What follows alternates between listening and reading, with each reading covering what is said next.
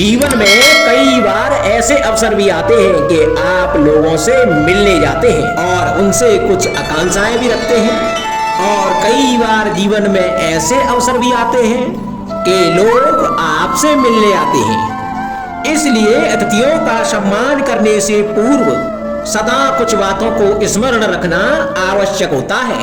यदि कोई आपसे मिलने आ सकता है तो उसके 3 कारण हो सकते हैं। पहला कारण होता है भाव, दूसरा अभाव और तीसरा प्रभाव। तो जैसा अतिथि उसको वैसा ही सम्मान दें। यदि आपके पास कोई भाव से आया तो उसे केवल आपका प्रेम चाहिए, आपका सानिध्य चाहिए, और यदि कोई अभाव में आया तो उसकी उतनी सहायता अवश्य करें कि जितनी आप करने में सक्षम हो, परंतु उतनी भी ना करें कि वो आपकी सहायता का दुरुपयोग कर बैठे।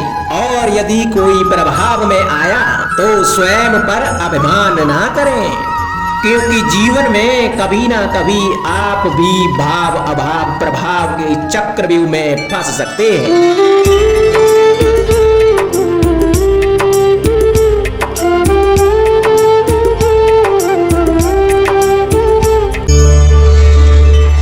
कभी आप ब्रह्म मुहूर्त में जगे हैं?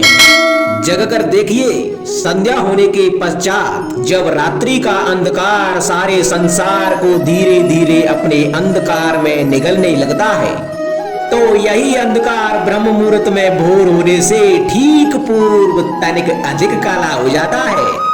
कुछ समझे, हमारा जीवन भी कुछ ऐसा ही होता है। जब हमारे जीवन की समस्याएं कठिनाई अपने अंत पर होती हैं, तो यही समस्याएं कठिनाई एक भीषण रूप लेकर हमारे समक्ष खड़ी हो जाती हैं, और ऐसी परिस्थितियों में अधिकतर लोग हार मान जाते हैं, भय खा जाते हैं। परंतु ऐसी स्थिति में आप हार ना माने, भय ना खाएं, दृढ़ रहें, निरंतर आगे बढ़ते रहें। तो प्रकाश के रूप में हमारा स्वागत करने के लिए सूर्य उदय सदा हमारे समक्ष प्रस्तुत रहेगा। आपने बरगद के वृक्ष को देखा है? जितना विशाल उतना दृढ़। पतझड़ में वो सूख जाते हैं, परंतु दुर्बल नहीं होते, टूट कर गिरते नहीं। और उसके विपरीत दलदल में उपजे वृक्षों को देखें, वो दिखने में तो हरे भरे होते हैं, परंतु इतने दुर्बल होते हैं कि जल धारा के हल्के से वेग से वो गिर जाते हैं। परंतु ऐसा क्यों होता है? इसका कारण है जड़ें। जिसकी जड़ें दृढ़ भूमि में है वो हर चक्रवात, हर अफवाह को सह लेता है। जो दलदल में है वो स्वयं की जड़ों को दुर्बल बना लेता है। कुछ ऐसा ही मनुष्य भी होता है, जो अधर्म, कुकर्म, असत्य की धरा पर उपजा है। वो कठिन समय की एक मार भी नहीं सह पाता, और जो मनुष्य सत्य और धर्म की धरा पर उपजा है वो हर समस्या से जूझ कर आगे निकल जाता है और सफल हो जाता है। अब आप पर निर्भर करता है कि आप क्या बनना चाहते हैं।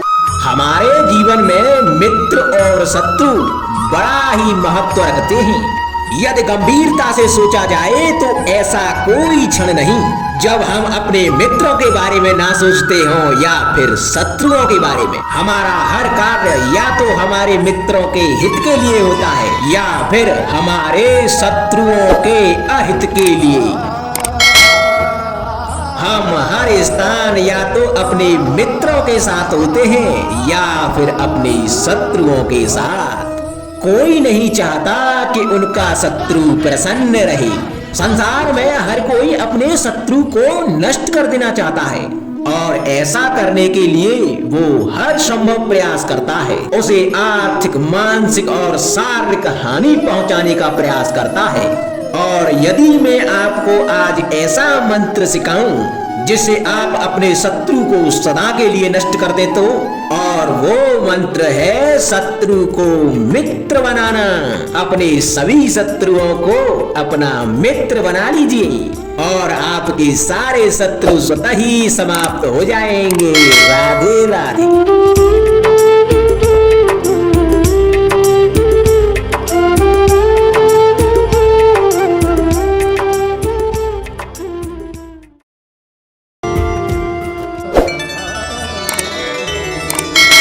संगति या साथ, मित्र और साथी मनुष्य के व्यक्तित्व के लिए सबसे महत्वपूर्ण होते हैं।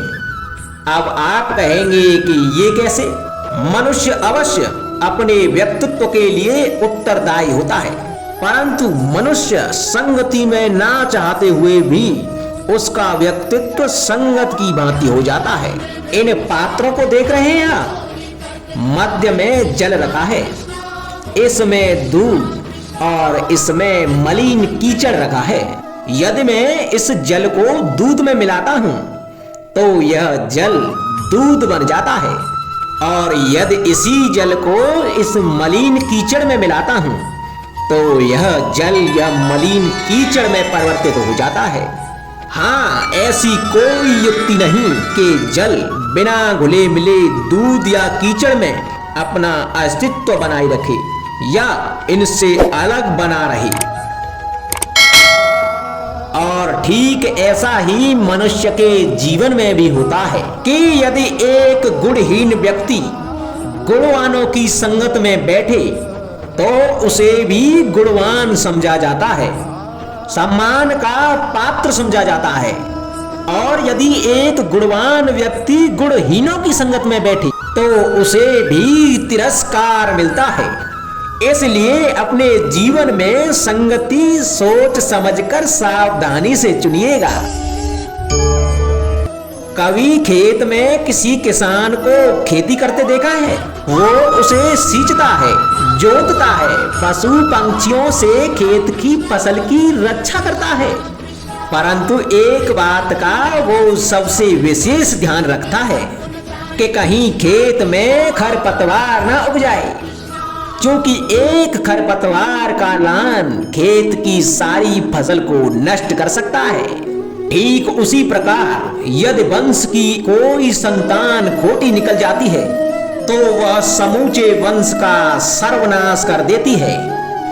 इसीलिए संतान के लालन पालन में ध्यान देना आवश्यक होता है, क्योंकि संतान वो फसल होती है जो वंश की आने वाली पीढ़ी को महान बना सकती है या फिर वंश का पतन भी कर सकती है।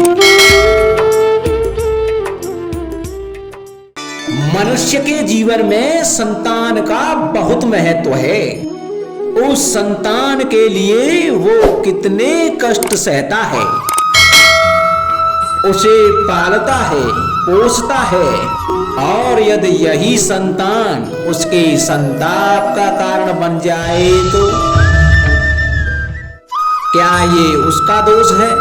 अधिकतर ये दोष हमारे लालन पालन का होता है। बचपन में बालक के हठ को मानकर हमें आनंद की अनुभूति अवश्य होती है, परंतु धीरे धीरे अपने बालक के हठ को मानकर उसके हठ के दास हो जाते हैं। एक हठी उद्दंड और असंस्कारी संतान उस सूखे वृक्ष के समान होती है कि यदि उसमें आग लग जाए तो वो सारे वन को भस्म कर डालती है। और स्मरण रहे, जब उसमें अग्नि लगती है तो वह सबसे पहले स्वयं के घर को ही भस्म करती है। इसलिए जब आवश्यकता हो तो अपनी संतान के हठ का विरोध करें, उसे रोकें, क्योंकि समय रहते ऐसा ना किया गया तो भविष्य में इस समस्या के परिणाम गंभीर हो सकते हैं। प्रतिज्ञा, वचन, ये सब मनुष्य ने समाज को सही दिशा में रखने के लिए बनाए हैं। वो मनुष्य ही क्या जिसके जीवन में नियम ही ना हो, जिनका वो पालन ना करे, परंतु समय के साथ चलने के लिए नियमों को भी बदलना आवश्यक होता है, क्योंकि ये आज का समय ही तो है जो बीत जाने के बाद इतिहास बन जाएगा। यदि आवश्यकता पड़ने पर नियम और प्रतिज्ञा भंग न की जाए, समय की मांग के प्रतिरूप अपनी प्रतिक्रिया न बदली जाए, तो इतिहास हमें कभी क्षमा नहीं करेगा। आवश्यकता पड़ने पर आपकी तोड़ी हुई एक प्रतिज्ञा, एक बंधन कभी कभी पूरे मानव इतिहास को बड़े विनाश से बचा सकता है। इसलिए नियम, प्रतिज्ञा, वचन कुछ नहीं, कुछ है तो केवल समय, अर्थात जिसके अनुरूप चलने वाला ही सफल हो सकता है। कभी किसी पंछी को घोंसले की नींव बनाते देखा है? अथक परिश्रम करके तिनका तिनका बिटोर के वो पंछी अपना घर बनाता है, अपनी संतान के लिए एक सुरक्षित घर बनाता है। और कहीं से तीव्र आंधी आती है, बारिश आती है और उसका घर तिनका तिनका करके बिखर जाता है। फिर वो पंछी रोता नहीं, ना ही विलाप करता है, वो बिना विलंब करे फिर से अपना घोंसला बनाना प्रारंभ कर देता है और सफलता पाता है। फिर हम क्यों छोटी छोटी असफलता से भयभीत होकर परिश्रम करना छोड़ देते हैं? एक बात सदा स्मरण रखना, हर वृक्ष कुल्हाड़ी की एक मार से नीचे नहीं गिरता, हर चट्टान घन के एक प्रहार से नहीं टूटती। सफलता पाने के लिए अनावृत परिश्रम करना मात्र एक मार्ग है। स्वीकरण, सत्य का स्वीकरण मनुष्य के लिए बहुत ही महत्वपूर्ण है। जब तक मनुष्य सत्य को स्वीकार नहीं करता तब तक उसे असत्य से लड़ने की शक्ति प्राप्त नहीं होती। जब आप भोजन करते हैं तो क्या होता है? आपका पेट स्वीकारता है कि वो भर चुका है और आप भोजन करना बंद कर देते हैं। जब आपको निद्रा आती है तो क्या होता है? आपका मन स्वीकारता है कि आपका शरीर थक चुका है और उसे विश्राम की आवश्यकता है। उसी प्रकार जब आपको किसी व्यसंग को रोकना हो तो आपको स्वीकारना होता है कि बहुत हो चुका। चाहे वो लालच हो या मदिरा पान, उस व्यसंग का त्यागना तभी प्रारंभ होता है जब आप यह स्वीकार कर लेते हैं कि आप उस व्यसंग के बंधन हैं।